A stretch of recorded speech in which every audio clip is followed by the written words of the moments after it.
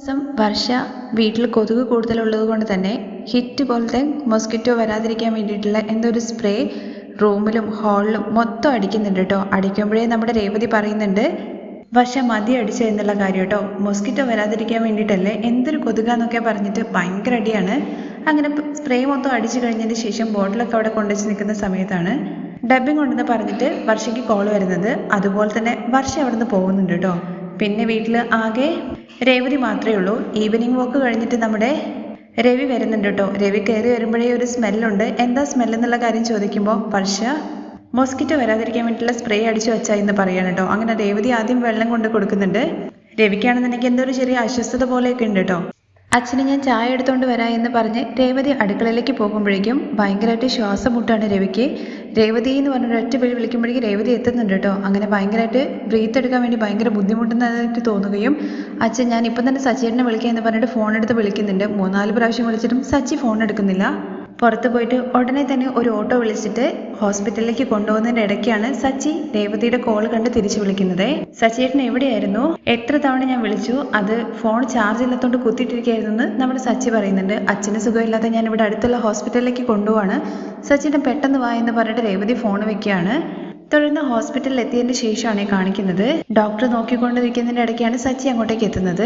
ഉള്ളിലേക്ക് പെട്ടെന്ന് തന്നെ കയറി ചെല്ലുന്നുണ്ട്. എന്താ ഡോക്ടർ സംഭവിച്ചെന്ന കാര്യം ചോദിക്കുമ്പോൾ ഇപ്പോൾ കുഴപ്പമൊന്നുമില്ല, കറക്റ്റ് സമയത്ത് തന്നെ എത്തിച്ചത് കൊണ്ട് പ്രശ്നം ഗുരുതരമായില്ല, പക്ഷേ നേരം വൈകിയായിരുന്നെങ്കിൽ എന്തെങ്കിലും സംഭവിച്ചേനെ എന്നുള്ള കാര്യം പറയണേ. അച്ഛൻ എന്താ പെട്ടെന്ന് ഇങ്ങനെ വരാനുള്ള കാരണം, അത് മോസ്കിറ്റോ വരാതിരിക്കാനുള്ള സ്പ്രേ നിങ്ങൾ യൂസ് ചെയ്തില്ലേ, അത് ഇദ്ദേഹത്തിന് പറ്റിയിട്ടില്ല. കുറച്ച് നാളല്ലേ സ്റ്റണ്ട് വെച്ചിട്ടുള്ളൂ, അപ്പോൾ ഇങ്ങനെ അലർജി അങ്ങനത്തെ സംഭവങ്ങളൊന്നും വരാൻ വേണ്ടി പാടില്ല, അങ്ങനെ വന്നു കഴിഞ്ഞാൽ ശ്വാസം മുട്ടലുണ്ടാകും എന്നുള്ള കാര്യത്തെക്കുറിച്ച് പറയുകയാണ്. അപ്പോഴേക്കും ചന്ദ്രമതി അങ്ങോട്ടേക്ക് വരുന്നുണ്ടേ.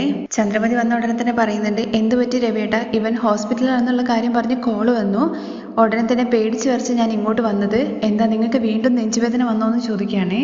നെഞ്ചുവേദന ഒന്നുമില്ല അച്ഛന്, തുമ്മലും ശ്വാസതടസ്സവും വന്നു.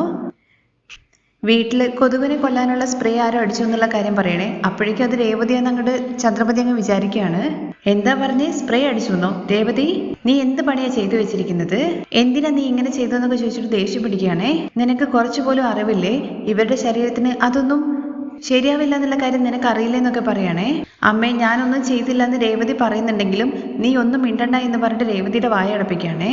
നീ എപ്പോഴും നിന്റെ കടയിൽ പോയിട്ടല്ല ഇരിക്കാറ്, അവിടെ തന്നെ പോയി ഇരുന്നാ പോരായിരുന്നു നിനക്ക്, ഇവര് നല്ല രീതിയിൽ ജീവിക്കുന്നത് നിനക്ക് ഇഷ്ടപ്പെടുന്നില്ലേ? അപ്പോഴേക്ക് രവി ഇതൊക്കെ കേൾക്കുന്നുണ്ടല്ലോ. ഓക്സിജൻ മാസ്ക് മാറ്റുകയാണ്. രേവതിയെ ഇങ്ങനെ ചീത്ത വിളിക്കുന്നത് കേൾക്കുമ്പോഴേക്കും കേട്ടോ. അച്ഛ അത് മാറ്റല്ലേ എന്നൊക്കെ സച്ചി പറയുന്നുണ്ടെങ്കിലും രേവതിയുടെ മേലെ ഒരു തെറ്റില്ല, അവൾ ഒരു തെറ്റും ചെയ്തിട്ടില്ല. അപ്പോഴേക്ക് രേവതിയും പറയുന്നുണ്ട്, അച്ഛ റെസ്റ്റ് എടുക്കണം എന്നല്ലേ ഡോക്ടർ പറഞ്ഞിരിക്കുന്നത്, അച്ഛ റെസ്റ്റ് എടുക്ക്, അച്ഛ ഇത് വെക്കുക എന്ന് പറഞ്ഞിട്ട് സച്ചിയും നിർബന്ധിച്ചിട്ട് മാസ്ക് വെച്ച് കൊടുക്കുകയാണ് കേട്ടോ ചെയ്യുന്നത്. പിന്നെ രേവതിയുടെ കാര്യം ഒന്നും പറയാൻ വേണ്ടി പറ്റാതാവാണ് രവിക്ക്. പക്ഷേ സച്ചി ചോദിക്കുന്നുണ്ട് രേവതിയുടെ അടുത്ത് ആരാ സ്പ്രേ അടിച്ചതെന്നുള്ള കാര്യം. അങ്ങനെ വർഷയാണ് അടിച്ചതെന്നുള്ള കാര്യം രേവതി പറയാണ്. അപ്പൊ നമ്മുടെ ചന്ദ്രമതി ഒരു നോട്ടം നോക്കുന്നുണ്ട് കേട്ടോ സച്ചിയുടെ നോട്ടം കാണുമ്പോഴേക്കും ചന്ദ്രമതി തല കുനിക്കുന്നുണ്ട്. ആ വിഷവിധി ചെയ്ത പണിയാണല്ലേ എന്നുള്ള കാര്യം സച്ചി പറയുമ്പോഴേക്കും അവള് പഠിച്ചവളാണെന്നൊക്കെ പറഞ്ഞ് തുടങ്ങുന്നുണ്ട്. എന്താ നിങ്ങൾ പറയുന്നത്, അവള് പഠിച്ചതാണ്, അവളിതൊന്നും ചെയ്യില്ല എന്നോ? ഞാൻ പലപ്പോഴും കണ്ടിട്ടുണ്ട് വൈകുന്നേരം ആകുമ്പോഴേക്കും അവളൊരു സ്പ്രേ അടിക്കല്. എനിക്ക് തന്നെ വല്ലാത്ത ശ്വാസം എടുക്കാൻ ബുദ്ധിമുട്ടുണ്ടാവാറ്. അച്ഛനാണെന്നുണ്ടെങ്കിൽ ഓപ്പറേഷൻ വരെ ചെയ്തതാണ്, അപ്പൊ അച്ഛന്റെ അവസ്ഥ എന്തായിരിക്കും? തുടർന്ന് ശ്രീകാന്തും അതുപോലെ സുധിയും കൂടെ അങ്ങോട്ട് വരുന്നുണ്ട്. അമ്മ, അച്ഛൻ എന്താ പറ്റിയെന്നുള്ള കാര്യം ചോദിക്കുന്നുണ്ട്. എന്താണെന്നറിയില്ലട, ഞാൻ ഇപ്പൊ വന്നതേ ഉള്ളൂ എന്ന് ചന്ദ്രമതി പറയുമ്പോൾ രേവതി അച്ഛനിപ്പോൾ കുഴപ്പമൊന്നുമില്ല എന്ന് പറയുകയാണേ. അച്ഛൻ നല്ലപോലെ ഇരുന്നതായിരുന്നല്ലോ, പെട്ടെന്ന് എന്താ പറ്റിയെന്ന് ശ്രീകാന്ത് ചോദിക്കുമ്പോൾ അത് നിന്റെ ഭാര്യ ചെയ്ത പണിയാണ്, അവളടുത്ത് പോയി ചോദിക്കുന്നു പറയണേ. അവൾ എന്ത് പണിയാണ് ചെയ്തത്? തിരുട്ട് കല്യാണം ചെയ്തിട്ട് ആദ്യം അച്ഛനെ ഹോസ്പിറ്റലിൽ കിടത്തി, വീണ്ടും നിന്റെ ഭാര്യ കാരനാണ് അവരിങ്ങനെ കിടക്കുന്നത്. സച്ചേട്ടൻ എന്താ പറയുന്നത്, വർഷം എന്താ ചെയ്തതെന്നുള്ള കാര്യം ചോദിക്കുമ്പോൾ അവള് നല്ല കാര്യം ചെയ്തത്, അത് കണ്ടില്ലേ ഇപ്പോ? തുടർന്ന് സുധി ചോദിക്കുന്നുണ്ടേ, അല്ല എന്താ സച്ചി ഇങ്ങനെ ദേഷ്യപ്പെടുന്നത്, എന്താ അമ്മ അച്ഛന് പറ്റിയത്?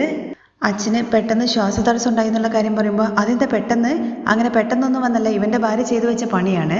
വെറുതെ വർഷയെ ചീത്ത വിളിക്കാതെ എന്താ നടന്നെന്ന് വെച്ചാൽ ആദ്യം കാര്യം പറയാണ് ശ്രീകാന്ത്. അങ്ങനെ വർഷയാണ് മോസ്കിറ്റോ അത് അടിച്ചത് എന്നും അതുകൊണ്ടാണ് അച്ഛന് വയ്യാണ്ടായെന്നുള്ള കാര്യം പറയണേ. വർഷ അങ്ങനെ ചെയ്തു എന്നുള്ള കാര്യം ശ്രീകാന്ത് ചോദിക്കുമ്പോൾ അതേ, വർഷയുടെ അടുത്ത് ഞാൻ ചെയ്യരുതെന്ന് പറഞ്ഞതാണ്, പക്ഷെ അവൾ ചെയ്തു എന്നുള്ള കാര്യം രേവതിയും പറയാണേ. തുടർന്ന് നമ്മുടെ ചന്ദ്രയും പറയുന്നുണ്ട്, അന്നേ ഞാൻ വർഷയുടെ അടുത്ത് പറഞ്ഞതാണ് ഇതൊന്നും ശരിയാവില്ല എന്നുള്ള കാര്യം. ഭാഗ്യത്തിന് ഒന്നും സംഭവിച്ചില്ല, പക്ഷെ കഷ്ടകാലത്തിന് എന്തെങ്കിലും സംഭവിച്ചിരുന്നായിരുന്നെങ്കിൽ എന്താടാ ചെയ്യാ? എന്താന്നറിയില്ല അവള് എന്റെ വാക്ക് കേൾക്കത്തേ ഇല്ല. കുറച്ച് അവളടുത്ത് കാര്യങ്ങൾ പറഞ്ഞ് മനസ്സിലാക്കി കൊടുക്കാനൊക്കെ ചന്ദ്രമതി ശ്രീകാന്തിന്റെ അടുത്ത് പറയാണേ. അങ്ങനെ കുറച്ച് സമയം കഴിയുമ്പോഴേക്കും വീട്ടിലെത്തിയതാണ് കേട്ടോ കാണിക്കുന്നത്. വീട്ടിലെത്തിയ ഉടനെ തന്നെ ശ്രുതി വരുന്നുണ്ട് കേട്ടോ. നിങ്ങൾ ഇങ്ങോട്ട് പോകുന്നു എന്ന് അറിഞ്ഞത് കൊണ്ടാണ് ഞാൻ അങ്ങോട്ട് വരാണ്ടിരുന്നത് എന്നുള്ള കാര്യം പറയുന്നുണ്ട്. അങ്കിളിന് ഇപ്പോൾ എങ്ങനെയുണ്ടെന്ന് ചോദിക്കുമ്പോൾ ഇപ്പോൾ കുഴപ്പമില്ല, പക്ഷെ സൂക്ഷിക്കാൻ വേണ്ടി ഡോക്ടർ പറഞ്ഞിട്ടെന്ന് പറയാണ്. അത് കഴിഞ്ഞാണ് കേട്ടോ വർഷം അങ്ങോട്ടേക്ക് വരുന്നത്.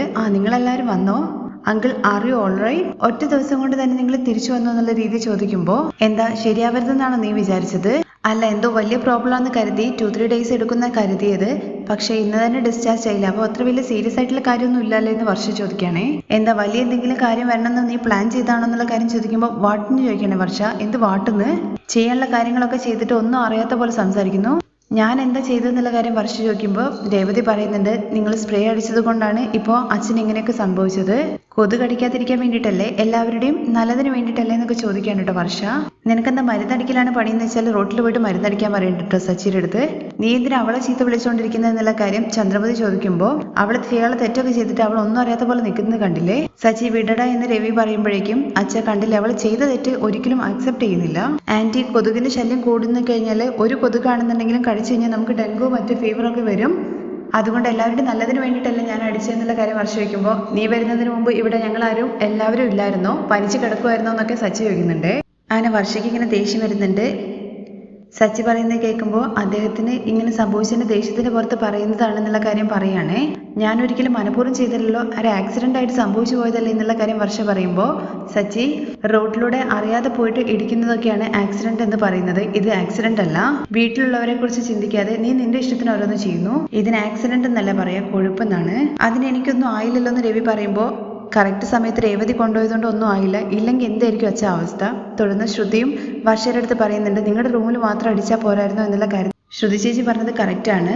ഞാൻ അങ്ങനെ മാത്രം ചെയ്യണമായിരുന്നു, മറ്റുള്ളവരെ കെയർ ചെയ്യാൻ വേണ്ടി പോയില്ലേ, അതാണ് ഞാൻ ചെയ്ത തെറ്റ്. തന്നെ പോകുമ്പോഴേക്കും ചന്ദ്ര പുറകെ ചെല്ലുന്നുണ്ട് കേട്ടോ. തെറ്റൊന്നുമില്ല, ഇവർക്ക് ഓപ്പറേഷൻ ചെയ്തതാണ്, അതുകൊണ്ട് കുറച്ച് സൂക്ഷിക്കണം, അതിനെക്കുറിച്ച് പറഞ്ഞതാണ്. ഇപ്പൊ തന്നെ അച്ഛന് സ്ട്രെങ്ത് വെച്ചത് കൊണ്ട് അലർജി പ്രോബ്ലം വന്നിട്ടുണ്ട്, ഇനി ഒരിക്കലും അച്ഛൻ ഇങ്ങനെ വരാൻ വേണ്ടി പാടില്ല എന്നൊക്കെ സുധിയും പറയുന്നുണ്ട്. അത് കഴിഞ്ഞ് ചന്ദ്ര, നീ എൻ്റെ അടുത്ത് ഒരു വാക്ക് ചോദിക്കണമായിരുന്നു. എന്താ ആൻറ്റി ഇത്? ഈ വീട്ടിൽ ചെറിയൊരു കാര്യം ചെയ്യണമെങ്കിലും ഈ വീട്ടിൽ പെർമിഷൻ മേടിക്കണോ? ഇങ്ങനെ പോയി കഴിഞ്ഞ് കഴിഞ്ഞാൽ ആപ്ലിക്കേഷൻ ഫോം ഫില്ല് ചെയ്ത് കൊടുക്കാൻ വേണ്ടി പറയുമല്ലോ. ഇവള് കുറച്ച് ഓവറായിട്ട് ചെയ്യുന്നുണ്ട് കാര്യങ്ങളെന്നൊക്കെ സച്ചി പറയുമ്പോഴേക്കും നിങ്ങളുടെ ഏട്ടൻ്റെ അടുത്ത് മിണ്ടാതിരിക്കാൻ വേണ്ടി പറയുന്ന ശ്രീകാന്തിൻ്റെ അടുത്ത് വർഷ പറയണേ. ആ സമയത്ത് ശ്രീകാന്ത്, വർഷ നീ ആദ്യം സംസാരിക്കാണ്ടിരിക്കുക എന്നുള്ള കാര്യം പറയുകയാണേ. അങ്ങനെ ദേഷ്യം പിടിച്ചിട്ട് വർഷ ഉള്ളിലേക്ക് കയറി പോവാണ്. അത് കഴിഞ്ഞ് അച്ഛൻ ഇനി മുതൽ ഹാളിൽ കിടക്കണ്ട എന്ന് പറഞ്ഞുകൊണ്ട് ബെഡ് എടുത്തിട്ട് ഉള്ളിൽ കൊണ്ടുപോയിടാൻ വേണ്ടി പോവുകയാണ് കേട്ടോ. അപ്പോഴേക്കും വേണ്ട എന്നൊക്കെ പറയുന്നുണ്ടെങ്കിലും അച്ഛന് അലർജി പ്രോബ്ലം ഒക്കെ വരും, അതുകൊണ്ട് ഉള്ളിൽ തന്നെ ഇടാൻ വേണ്ടി പറയുകയാണ്. അങ്ങനെ ബെഡ് എടുക്കുമ്പോഴേക്കും എന്തിനാ കട്ടിലെടുക്കുന്നതെന്നുള്ള കാര്യം ചോദിക്കുകയാണേ. കട്ടിൽ കൊണ്ടുപോയിട്ട് ഉള്ളിലിടാനാണെന്ന് സച്ചി പറയുമ്പോഴേക്കും എന്താ നിന്റെ ഭാര്യ പറഞ്ഞോ കട്ടിൽ കൊണ്ടുപോയിട്ട് ഉള്ളിലിടാൻ വേണ്ടിയിട്ട്, അവൾക്ക് തറയിൽ കിടക്കാൻ വേണ്ടി പറ്റില്ല എന്ന് പറഞ്ഞോ? ഞാൻ അങ്ങനെയൊന്നും പറഞ്ഞിട്ടില്ല അമ്മേ, അമ്മയ്ക്ക് വേറെ പണിയൊന്നുമില്ലേ, എപ്പോഴും എന്നെ നെഞ്ചത്തോട്ട് കയറിക്കൊണ്ടിരിക്കുന്നേ. അച്ഛൻ എന്തായാലും ഇനി ഉള്ളിൽ കിടന്നാൽ മതി, അവിടെ ആരും വന്നിട്ട് മരുന്നൊന്നും അടിക്കില്ല. അങ്ങനെ സുധീരുടെ അടുത്ത് കട്ടിലെടുക്കാൻ വേണ്ടിയിട്ട് ചെല്ലാൻ വേണ്ടി പറയണേ. അങ്ങനെ എടുക്കാൻ വേണ്ടി പോകുമ്പോഴേക്കും നിൽക്കാൻ വേണ്ടി പറയണിട്ട് രേവതി. അത് നിൽക്കാൻ വേണ്ടി പറയുമ്പോഴേക്കും കാര്യം എന്താന്ന് പോലും അറിയാതെ നമ്മുടെ ചന്ദ്രമതി, കണ്ടല്ലോ നീ പറഞ്ഞെന്ന് കരുതിയിട്ടും അവള് റൂം കൊടുക്കില്ല എന്നുള്ള കാര്യമാണ് പറയാൻ വേണ്ടി വരുന്നത്. അമ്മേ, എനിക്ക് വായുണ്ട്, എനിക്ക് വേണ്ടിയിട്ട് ഞാൻ സംസാരിച്ചോളാം, നിങ്ങൾ ബെഡ് എടുത്ത് മാറ്റ്, ഞാൻ അവിടെ മൊത്തം വൃത്തിയാക്കിയിട്ട് അറേഞ്ച് ചെയ്തതിന് ശേഷം കട്ടിലെടുത്തിട്ട് നിങ്ങൾ അങ്ങോട്ട് ഇട്ടാൽ മതി. അപ്പോഴേക്കും ചന്ദ്രമതിയുടെ വായ അടച്ചു പോവാണ് കേട്ടോ. രേവതി എപ്പോഴും അച്ഛന് വേണ്ടിയിട്ട് നല്ലത് മാത്രമേ ചിന്തിക്കുകയുള്ളൂ, പ്രവർത്തിക്കുകയുള്ളൂ, മറ്റാരെയും മാതിരിയല്ല എന്നുള്ള കാര്യം പറയുമ്പോഴേക്കും ചന്ദ്രമതി തലങ്ങ് താഴെ കുത്തുന്ന രീതി ആയിട്ടുണ്ട് കേട്ടോ.